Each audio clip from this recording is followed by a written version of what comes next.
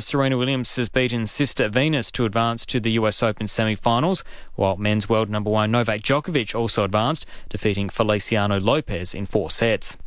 Now the 5AA forecast, mostly sunny today, 20. Tomorrow, partly cloudy, 24. The same for Saturday, 24. Partly cloudy, 26 on Sunday. Then a possible shower Monday and Tuesday, temps back to the mid to high teens. More news as it happens on 5AA.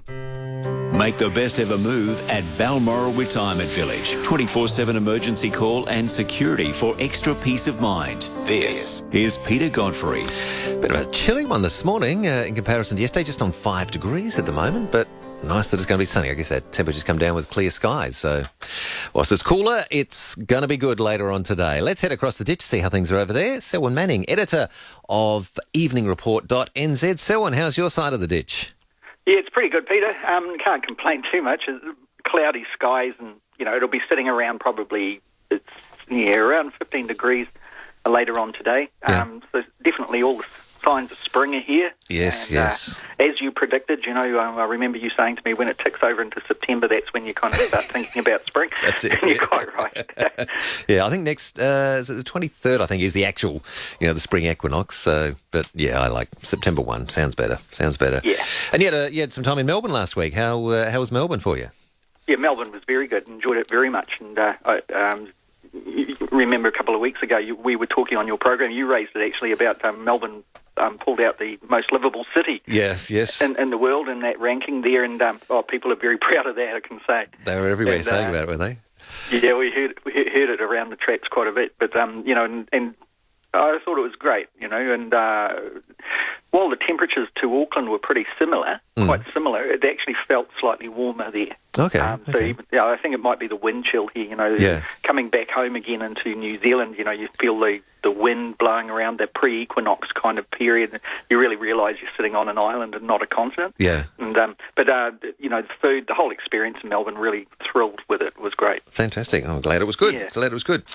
Yeah. To your side of the ditch, things happening there now. Rainbow Warrior, 30 odd years ago, the ship was bombed in Auckland Harbour, a pretty audacious thing, but the latest development, one of the agents that planted the bomb has come forward and apologised, essentially. He has. The bomber, retired Colonel Jean-Luc Kister, he spoke this week, it was earlier this week, about how he lives with the knowledge that he caused the death of an innocent man. And what he was talking about there was Fernando Pereira. He was killed while on board the Rainbow Warrior way back in July 1985 after France, its DGSE agents planted 2 bombs on the hull under the waterline on the Rainbow Warrior while it was tied up to Marsden Wharfe in Auckland. Yes, Jean-Luc Kister, he said that he put his revelations, Peter, to 2 interviews, basically, and they were to the investigative website mediapart.com and also TVNZ's Sunday program. That's Television New Zealand's flagship one on the weekend. Now, regarding this Operation Satanic, which is what the French DGSE officials named it, the bomber said, and I quote here, the first bomb was too powerful. This is as he reminisces about it. He says it was too powerful. It should have ended as a Watergate for French President Francois Mitterrand. End of quote there. Now, what he was talking about was clearly that there was strong political motive to get this attack in New Zealand going. And they'd actually considered other ways of taking the Rainbow Warrior out of the picture as well, like, for example, having agents infiltrate, get on board and poison the water supply of the vessel up in Vanuatu as it was tracking down toward New Zealand. Now, remember, back then, Peter, just as a bit of a backstory, the Rainbow Warrior, the flagship for Greenpeace, was coming down to New Zealand from being up in the Pacific, relocating people on Rongelap Atoll that had been suffering from the fallout of nuclear tests up in that region, around the Marshall Islands area. The French nuclear tests, weren't they? Yeah. Those were the United States ones up in the Marshalls. Oh, okay. The Rainbow Warrior was coming down to New Zealand, and then it was heading into across toward Tahiti to Mururoa Atoll, where the French nuclear tests were taking place. Right. Yep. And France was obviously concerned and had been embarrassed and, was feeling the pressure that had been applied previous to that. A decade before, actually, a New Zealand Prime Minister, Norman Kirk, had actually sent a New Zealand naval frigate to Mururoa Atoll in protest against the nuclear tests. So there was a huge culture of resistance here in New Zealand relating to it.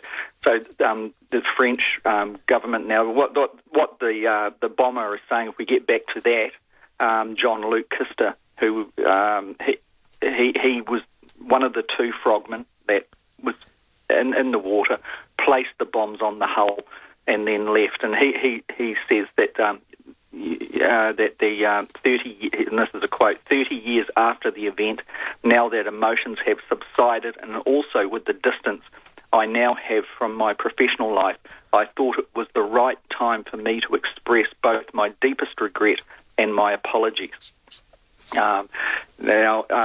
That's a lot more than what the French government has ever done relating to the actual killing of Fernando Pereira. That particular crime has never really left New Zealand's psyche, if you like. Yeah. So nobody was ever charged in regard to that, were they? Well, there was two officers that were caught in New Zealand, Captain Elaine Maffar and Captain Dominique Pereira. And they were charged with manslaughter. They were sentenced in New Zealand to 10 years in prison. Shortly after, there was a deal done between the New Zealand government and France, brokered by one of the world global judicial forums, where the two officers would be relocated to Hao Atoll, which was in French Polynesia, and serve out their sentences. But a short time after that, they were back in France within a year or two. Dominique Pereira became pregnant on the Hao Atoll and was relocated back to France. Elaine Maffar was promoted on his return back to France. And so New Zealand has never forgotten that. It's officially and within the New Zealand culture, and particularly those that were associated with the Rainbow Warrior were on board. David Roby, for example, that he says here in an article on Evening Report that and David Roby was on board the Rainbow Warrior coming down and through the Pacific and was not on board the ship, luckily for him, when the bombs went off. Right. But he said in his piece on Evening Report, this was a blatant act of outright terrorism, not just state-sponsored terrorism but by France, a friendly nation, against a friendly nation, and a peaceful environmental organisation, Greenpeace, that committed these acts under orders. He says all of the highest level of perpetrators who gave the orders, right up to the President's office in Paris, did this callously and with impunity. And that was what David Roby's recollections of it and in his writings on the piece on Evening Report this week. So you can see it's still raw there. The chief executive of Greenpeace, Bunny McDiarmid, she referred to it on international TV and also New Zealand television this week as a murderous act, and that nobody has ever been held to account for the callous regard they had for the human life on board the ship that night when they exploded the bombs. The skipper of the vessel back then has made a comment in regard to the this apology too, about that he must this chap Mr. Kister must stand as an admitted murderer. Yes, that's right. And this is Pete Wilcox. He's at the moment he's actually on board a Greenpeace ship up in the Pacific, sailing in protest against tuna fishing. So his commitment has been obviously a lifelong one. And he says he must stand as an admitted murderer, is the words he used, like you said there, Peter, and he goes on, and there can be no quibbling on this. This includes the late President Francois Mitterrand and the rest of the team that both planned and executed the crime, end of quote. Now, that, like you said, that's Peter Wilcox. So it's very much high. The New Zealand government here, the response from that has been quite quiet. There's been nothing really officially that has rumbled from this. Remember, we spoke about it being the 30th year since the bombing back in July, Peter, with you on your program, and the officialdom is silent on it from the France side as well.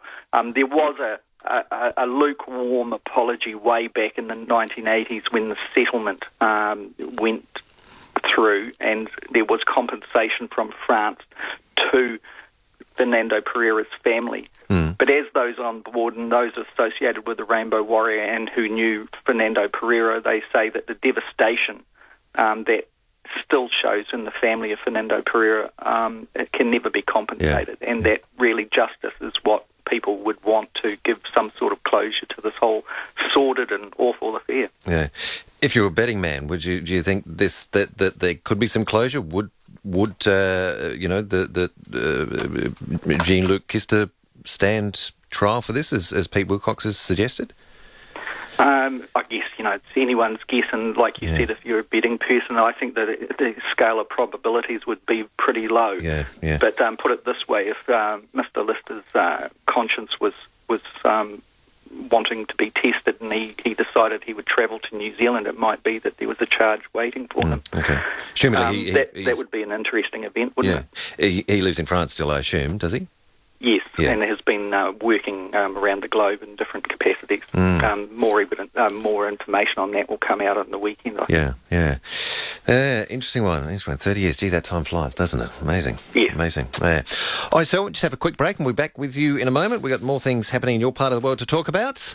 Be right back. Selwyn Manning's with us, editor of EveningReport.nz. The RAA, you're never a customer, you're a member. In fact, you're part of a community, and right now I'm with Walter from the RAA. Not only do you do road service and travel and home security and insurance, but you do a heap more. Yes, Jane, thank you. We also do a range of mobility scooters. We have 8 scooters in our range. We've got the Fold and Go, which is the ones you can actually break down and put in the back of a vehicle. And we have the All-Rounder range, which you can use for hilly conditions or on the flat. Sounds great. Now, are these what they call shop riders? Yes, the Shop Rider range of scooters. We are the largest stockist in South Australia. Now, look, the RAA have helped me heaps of times when I've broken down and locked the kids in the car. What happens if I'm on a scooter and it breaks down? Well, if you're a road service member, you have to do the same thing basically as you do when your car breaks down. You phone RAA and a road service will come out and have a look at your scooter. Can't wait to get on one.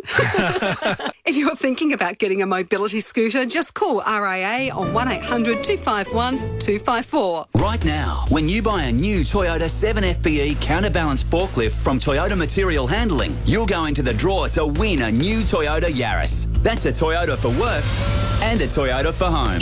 Toyota Material Handling, Australia's #1 for new and used Toyota forklift sales, short or long-term forklift hire, and all forklift servicing. Call 1800 425 438 now or visit toyotamaterialhandling.com.au. Terms and conditions apply. Competition ends November 30. What's for lunch in retirement? Well, you have a choice of this or this. At Balmoral Village, lunchtime and dinner is one big get-together. And instead of sitting down to whatever you can find in your fridge, you'll sit down to a restaurant-quality meal and great company. Life gets better at Balmoral. Balmoral Village. Book today to view the luxury options available. Visit balmoralretirementvillage.com.au. When you buy your new home or investment off plan with Quattro, we know you have 1,000 questions. After all, Q is for curiosity. Q is also for our Q1000 quality system. And Q is for quality of life. Our homes are in established suburbs, probably the ones you grew up in. Actually, right now, we have stacks of homes for sale, all within QE of the city. Q, it's for smarter connected living. Explore your new Quattro home at q1000.com.au. Hi, my name is Tony, and I reckon I can floor you. I'm the exclusive agent for Rotowash Floor Cleaners in Adelaide. Rotowash are simply the world's best floor cleaners, creating the finest first impressions in hospitals, airports, shopping centres and homes everywhere. Enjoy clean floors forever. I'm so confident you'll be floored by the results. I will come to your home or work and give you a no-obligation free on-site demo. Rotowash, the clever cleaner. Call me on 8390 0224 or go to floorcleaningmachines.com.au. City Physiotherapy is in the CBD. Naturally, if we were in a forest, the name wouldn't work. So the city is where we are, which is good because we're closer to where you work, so you are closer to the benefits of Pilates. We run small classes so we can really spend the time with you one-on-one, and it won't cost you extra. City Physiotherapy. Closer to you, closer to wellness. Same-day appointments available. To discover more about us, go to cityphysiotherapy.com.au. You're not just buying a camera when you buy from Diamonds. OK, I'll explain. Whatever your plans, whether you're visiting the Serengeti or taking pics of the grandkids, Diamonds has the perfect personal fit camera for you. They'll take time to help you and train you for free. That's why I've been going there for decades. They're great people who love photography and stock the best brands like Nikon. Diamonds Cameras Superstore, 165 Rundle Street. That's your best shot. Make the best ever move at Balmoral Retirement Village. 24/7 emergency call and security for extra peace of mind. This is Peter Godfrey. And we're taking a look at things across the ditch. News affecting our Kiwi cousin, Selwyn Manning, editor of EveningReport.nz with us. Selwyn, Serco, who we know a bit about them here, but they run your Mount Eden prison there in Auckland. They've been hit with a fine for some breaches of their obligations. Tell us more. Yes, that's right, Peter. This is a bit of a tidy-up, a follow-on, I should say, on reports that we talked about on your program as well. Now, the government, yes, it pays Serco annually $31.5 million to run Mount Eden Prison. Wow. And it's been in trouble for breaches of contract, allegedly, and there's an investigation, official investigation going on into the culture of what has developed at Mount Eden Prison, etc., etc. Now, 3 News, part of the TV3 network here in New Zealand, it got hold of documents yesterday and reported that Serco will be fined a total of $1,090,000 for fines. There's in 2 parts here, Peter, and it lists a little bit of a list. I'll just skip through. $615,000 for 1, failure to control prisoners, 2, unlawfully mixing inmates, 3, to meet reporting targets. It's getting fined $150,000 just for that part. And also 4, failing to keep serious assault down. It's getting fined $315,000 for that. Goes on. Fines pending. They total just short of $500,000 worth of fines here. This is Serco, remember, getting pinged for this. Another point here, unlawful detention. Another point, failing to meet education targets. Another point, twice failing to ensure prisoner safety. Another point, breaching serious assault targets. And the final point, death in custody. And all this is relating to Serco in its failure to meet its obligations under the contract it has with the New Zealand government. Allegedly, at this stage, that these official documents were obviously leaked or provided to 3 News from the government side, and pending the outcome of the official inquiry. And also, Peter, I just got to add that it was only a couple of months ago that the Minister of Corrections, Sam Lotuinga, he was promoting favourably Serco, and also the Minister for Social Development, Anne Tolley, only a couple of months ago said on television New Zealand that Serco could be considered to run elements of New Zealand's government welfare operation. Now, clearly it would be political suicide if they tried that now. Yeah. Their response, Serco, was a little bit, well, a little bit vague. One-liner. A one-liner, yeah. Given these are pretty serious breaches that have been alleged. What's that one-liner they gave? Serco says that Mount Eden is a busy prison with challenging inmates, and safety and security are its top priorities. But there'll be a lot more of this issue, Peter, that comes out when these documents are pumped into the public arena properly. Yeah. And obviously not too far away. Yeah, indeed. All right, so just quickly, since we last spoke, as you were away last week, so your list of flag options has been whittled down to a short list. Just down 4, is it? Yeah? Yes. Yeah, I mean, if there was a real reason for this flag change, I'd be quite keen on one or two of them there. There's one with a blue and black background with a silver fern through it. That's quite tidy. Yep. It's got the Southern Cross there. There's another one with red and the blue of the Pacific and a silver fern through. That's my preferred one. I like that. I'm looking at here. Yeah. Yeah, and the Southern Cross there. There's one without a silver fern on it. But what's coming through from the public is one that had been dropped out by those that were overseeing this flag thing, and it's one with there's a kind of a red peak, and kind of it's not similar to the South African flag, but it's kind of breaking away from the Southern Cross, breaking away from the silver fern type thing, and breaking away certainly from the Union Jack. But the big point here, Peter, is why is New Zealand changing the flag? And that question is elusive. Okay. Because the current government, led by John Key, is the most monarchist government that we've had in decades. So it's not like New Zealand's inching away, or at least, John Key is not admitting that we're inching away from the apron strings of good old Blighty. But not to say that there isn't a want for that by a significant proportion of the New Zealand public. It's an interesting one we watch here. It's a discussion that often comes up here. Anyway, Selwyn, we'll have to move on. I picked that up when I was in Melbourne. Have a great week. We'll catch you again next week, and we'll be on the eve of the World Cup too, of course, by next week.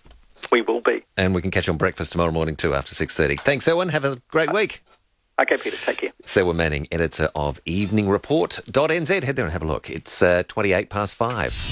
5AA Breakfast. If the Premier is seriously going to eyeball the public and say $150,000 a year is not enough to attract people to politics, I reckon he is so massively out of step with public opinion, because that is a whole stack of money. You want people committed to serving the public. Don't we want people to go into politics just because they're driven? David Penberthy, Mark Aston and Jane Riley. Weekday mornings from 6 on 1395. Adelaide's 5AA. Get Outback and back again with Isuzu Utes Outback Ready Deals. Tackle the tough terrain with the Isuzu D-Max 4x4 LSU Crew Cab Ute for just $42,990 drive away. Or head off the beaten track with a top-of-the-range 7-seat Isuzu MUX 4x4 Auto for only $50,990 drive away.